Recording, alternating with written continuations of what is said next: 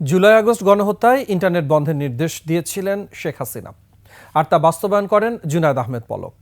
তদন্ত সংস্থার জিজ্ঞাসাবাদে পলক এসব কথা স্বীকার করেছেন। এদিকে সাবেক আইজি চৌধুরী আবদুল্লাহ আল মামুন সহ 3 পুলিশ কর্মকর্তাকে সেফ হোমে জিজ্ঞাসাবাদের অনুমতি দিয়েছেন ট্রাইব্যুনাল।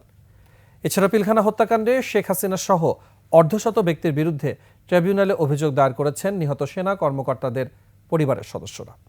বিস্তারিত শাকের আরজু রিপোর্টে। জুলাই আগস্ট জুড়ে ছাত্র আন্দোলনে যখন নির্বিচারে গুলি চলত, তখন হুটহাট করে চলে যেত ইন্টারনেট। তখন এর ব্যাখ্যায় পলক এক এক সময়ে এক এক কথা বলতেন। মহাখালীর বহুতল খাজা টাওয়ারের ডাটা সেন্টারে আগুন লাগার কথাও বলেছিলেন তিনি। তবে 5 আগস্টের পর বেরিয়ে আসে মূল কারণ। গত 18 ডিসেম্বর জুলাই আগস্ট গণহত্যার সময় ইন্টারনেট বন্ধের কারণ জানতে পলককে জিজ্ঞাসাবাদ করে তদন্ত সংস্থা। সেখানেই স্বীকার করেছেন স্বয়ং শেখ হাসিনা ইন্টারনেট বন্ধ করতে নির্দেশ দিয়েছিলেন।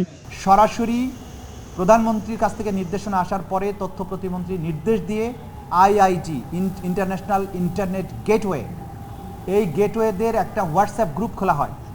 সেই গ্রুপে সরাসরি নির্দেশ দেওয়া হয় ইমিডিয়েটলি ইন্টারনেট শাটডাউন করো, এবং তাদেরকে এটা এনশিওর করতে বলা হয় যে করার পরে আবার জানাও যে ইট ইজ ডান।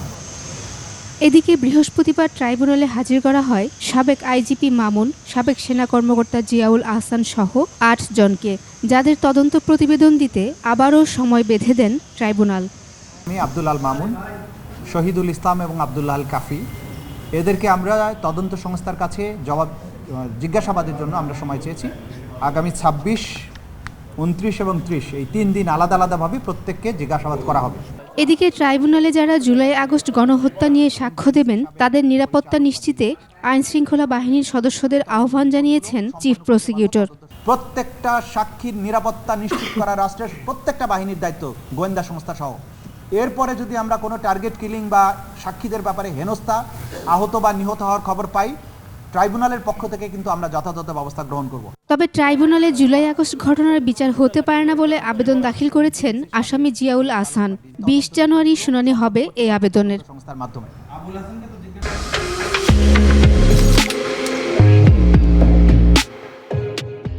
এদিকে পিলখানা হত্যাকাণ্ডের ঘটনায় শেখ হাসিনা সহ অর্ধশত ব্যক্তির বিরুদ্ধে ট্রাইব্যুনালে অভিযোগ দায়ের করেন নিহত সেনা কর্মকর্তাদের পরিবারের সদস্যরা। একটা অপরাধ ছিল তাদের, জানেন কি? তারা বাংলাদেশকে ভালোবাসত, বাইরের শত্রু থেকে দেশকে রক্ষা করত। আর ওদের ষড়যন্ত্রে আমার বাবা এবং মা এবং বাকি সব অফিসার এটা শিকার। আজকে অভিযোগ দায়ের করছি এবং আমরা আশাবাদী যে আমরা এর সঠিক বিচার পাব। পিলখানা হত্যাকাণ্ডের ঘটনায় মূল ষড়যন্ত্রকারীদের বিষয়ে তদন্ত ও সুষ্ঠু বিচারের দাবি জানান তারা। শাকেরা আরজু, 21 টেলিভিশন, ঢাকা।